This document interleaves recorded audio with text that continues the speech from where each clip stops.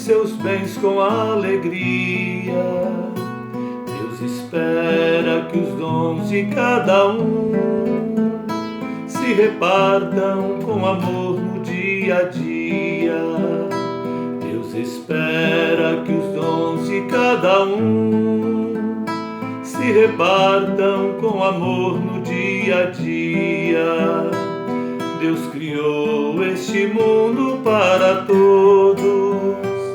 Quem tem mais é chamado a repartir com os outros o pão, a instrução e o progresso, fazer o irmão feliz.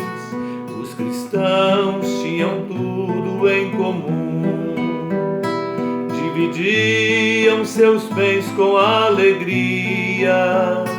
Deus espera que os dons de cada um se repartam com amor no dia a dia.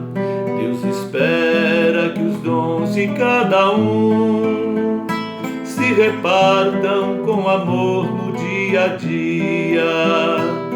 Mas acima de alguém que tem riquezas está o homem que cresce em seu valor e liberto caminha para Deus, partilhando com todos o amor.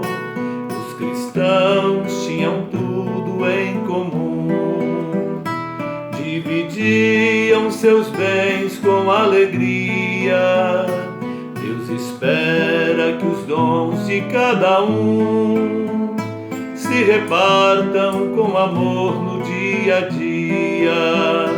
Deus espera que os dons de cada um se repartam com amor no dia a dia.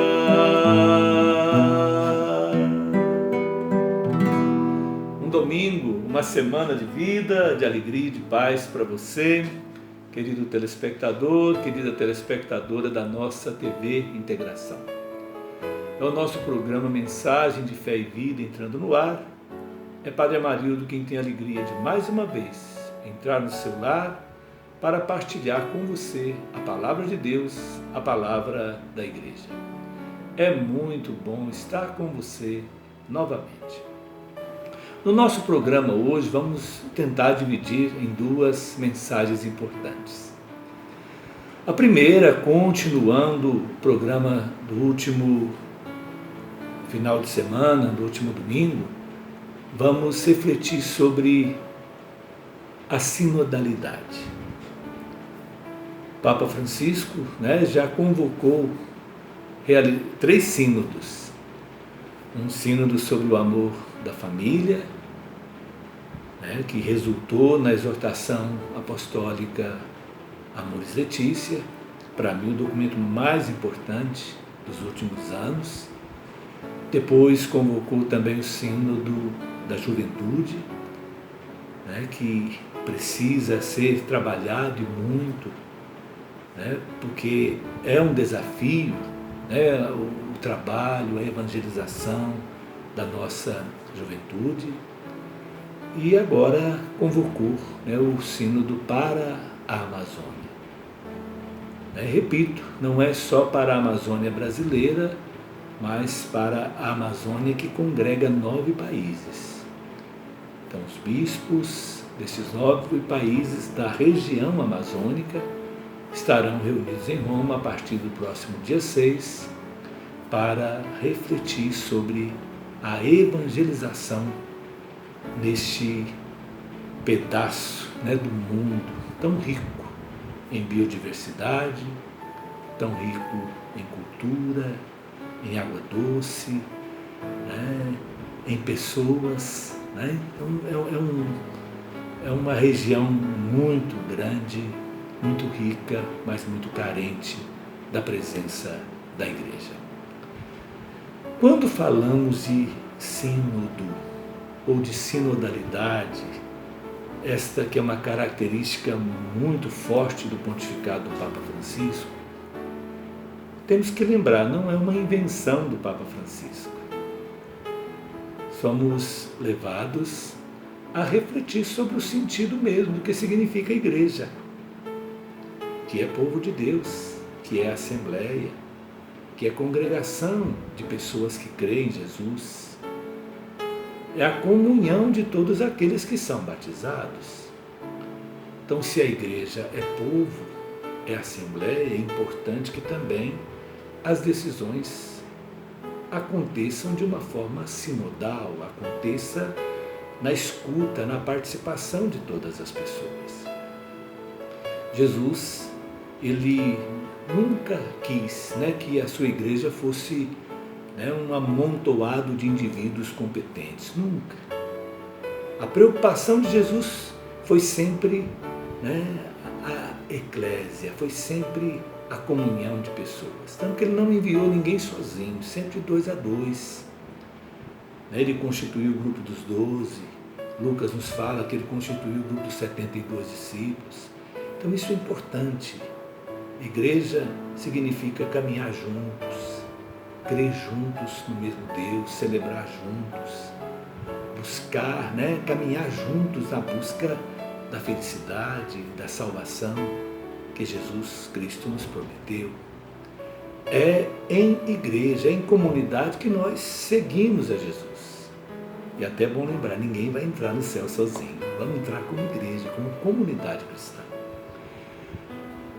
Lembro aqui de um momento muito importante no livro dos Atos dos Apóstolos, no capítulo 15 do livro dos Atos dos Apóstolos, que vemos ser celebrado, podemos assim dizer, o primeiro sínodo, o primeiro concílio da igreja.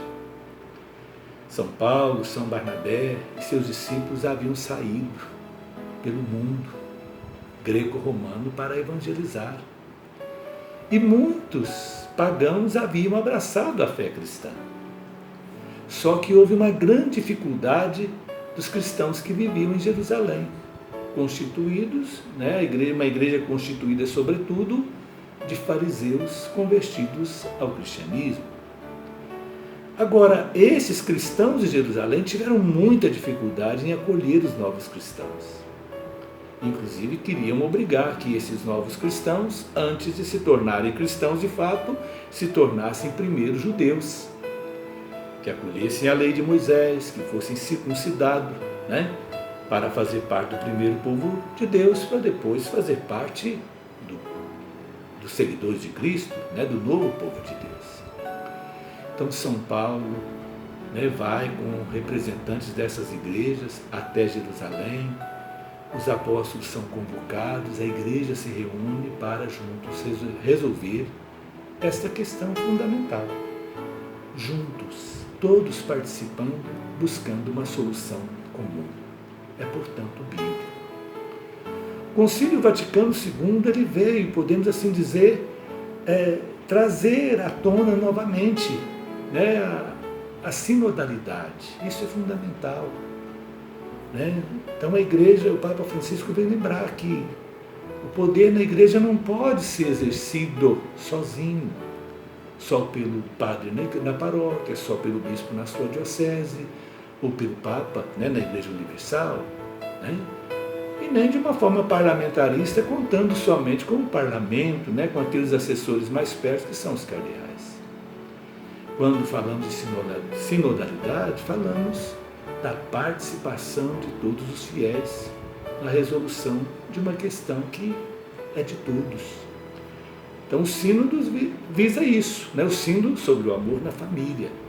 Então famílias foram convocadas, as pessoas foram ouvidas, os chamados sensus fidelium, a igreja quis ouvir também daqueles que são os primeiros responsáveis pela família, que são os casais, que são os pais, que são pais e filhos.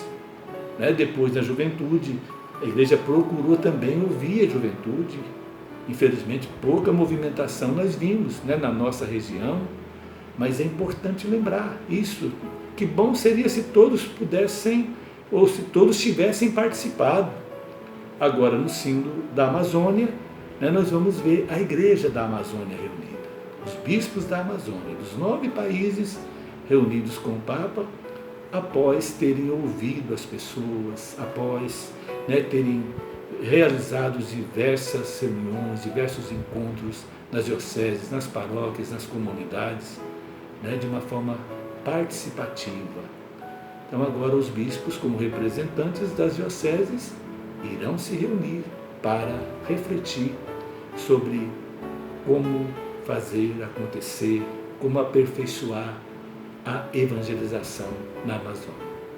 Então somos convidados, como Igreja de Cristo, a participar desse momento bonito. Nós que estamos cá no Sudeste, os que moram no Sul, participando com nossa oração, pedindo ao Espírito Santo que ilumine aqueles que vão participar agora desta fase final do Sino da Amazônia, para que decisões importantes aconteçam. Quando a Igreja se reúne, quando a Igreja se congrega, né, para celebrar, para refletir, Jesus prometeu: eu estarei presente no meio deles. Quando 2 ou 3 estiverem reunidos no meu nome, eu estarei presente no meio deles. Então é a Igreja que se reúne em nome de Cristo, na força, na luz do Espírito Santo, que é o grande protagonista da missão da Igreja. Segunda parte desse nosso programa, gostaria de refletir um pouco sobre o Evangelho desse final de semana, até sobre as leituras que a Palavra de Deus nos traz nesse final de semana. Leituras que nos convidam a refletir sobre a necessidade de vivermos a partilha, de vencermos a tentação da indiferença diante do sofrimento das outras pessoas. O Evangelho deste domingo vem nos trazer esta passagem forte do capítulo 16 do Evangelho segundo Lucas, versículos 19 ao 31, aquela parábola do rico opulão e do pobre Lázaro. O pobre Lázaro, que vivia às portas do rico, que passava fome, os cães vinham lamber-lhe as feridas. Este morreu, foi para junto de Abraão, foi levado pelos anjos para junto de Abraão. E lembra que o rico morreu, e foi para o fogo do inferno, lembra a palavra. Agora, o Evangelho não diz, se o rico se tornou rico através da injustiça, não diz se a pessoa se tornou rica em razão, da corrupção. Não, ele não entra nessa questão. Mas o que o Evangelho questiona é a indiferença. A indiferença. Enquanto o rico se vestia com vestes finas, enquanto o rico se banqueteava todos os dias, o pobre Lázaro passava fome na sua porta. Os cães vinham lamber as feridas. Queridos irmãos, queridas irmãs, muitas vezes já ouvimos a expressão que o contrário do amor é o ódio. Mas o Evangelho de hoje vem lembrar que não. O contrário do amor é a indiferença. O contrário da caridade é a indiferença. Fazemos de conta que o outro não existe. E podemos dizer que é esse um grande vício da sociedade atual. Um grande pecado.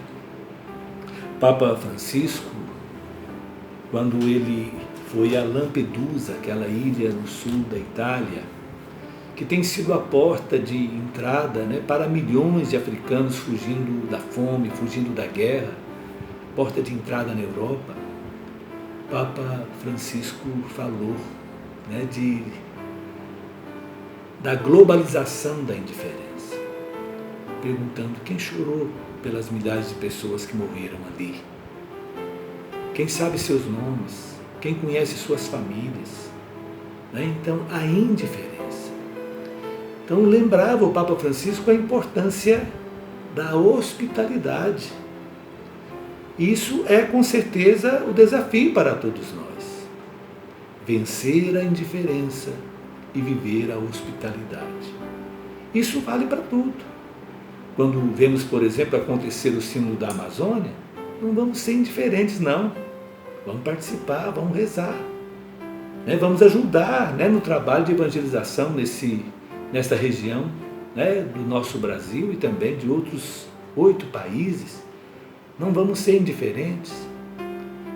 Essa semana celebramos a festa de São Vicente de Paulo, né? Eu falava para os confrades e consórcios: olha, vocês são profetas, seguindo as pegadas de São Vicente de Paulo, seguindo as pegadas de Antônio Frederico Zanan, como seguidores de Jesus. Vocês são profetas, que anunciam para o povo de uma forma concreta a importância da hospitalidade, a importância da caridade, a importância do empenho contra a indiferença. Não fazer de conta que o outro não existe. Se eu posso ajudar, vamos ajudar. Né? Se tem alguém com fome, é sinal que falta partilha, que falta justiça. Se o Estado não faz, não vamos fazer a mesma coisa. Né? Sabemos que, no fim, nós seremos julgados pelo amor, pela caridade. Esta passagem do Evangelho deste final de semana nos ajuda a refletir sobre isso, mas de uma forma extremamente forte. Capítulo 25 do Evangelho de Mateus, versículos 31 e seguinte, grita aos nossos ouvidos: tudo o que fizeres ao menor dos meus irmãos, a mim o fizestes. Tive fome e me deste de comer, tive sede e me deste de beber, era peregrino e me acolheste em casa, estava nu e me vestiste, doente na prisão e me visitaste e me serviste. Com certeza, se Jesus fosse escrever, fosse pronunciar essas palavras hoje, além desses pobres, desses sofredores, dessas pessoas necessitadas, citadas nesse Evangelho, ele iria colocar também crianças. Ele até fala no Evangelho de Lucas, né? Quem acolhe uma criança como esta, a mim acolhe. Iria colocar a multidão de idosos, né? Que estão aí morrendo muitas vezes à míngua, sem hospitalidade, sem carinho, sem amor. Acolherá a palavra forte de Jesus: vinde ocupar o reino preparado para você desde a criação do mundo, aquele que aqui no mundo vencer a indiferença e viver a hospitalidade e viver a caridade. Vamos pedir ao Senhor que nos ajude, que nos dê força para podermos ser testemunhas do Evangelho de Nosso Senhor, ajudando a nossa comunidade, a nossa cidade, esse nosso mundo a viver a hospitalidade, a vencer a indiferença, né? A dizermos sim à palavra de Jesus de uma forma viva, de uma forma concreta. Que o Senhor Deus da vida, pela intercessão de Nossa Senhora, de São José, pela intercessão de São Francisco de Assis, que Ele nos abençoe em nome do Pai, do Filho e do Espírito Santo. Amém. Continue ligado na nossa programação. Até a próxima, se Deus quiser. Mas acima de alguém que tem riqueza, está o homem que cresce em seu valor, que liberto caminha para Deus, partilhando com todos o amor. Os cristãos tinham tudo em comum, dividiam seus bens com alegria. Deus espera que os dons de cada um se repartam com amor no dia a dia. Deus espera que os dons de cada um se repartam com amor no dia a dia.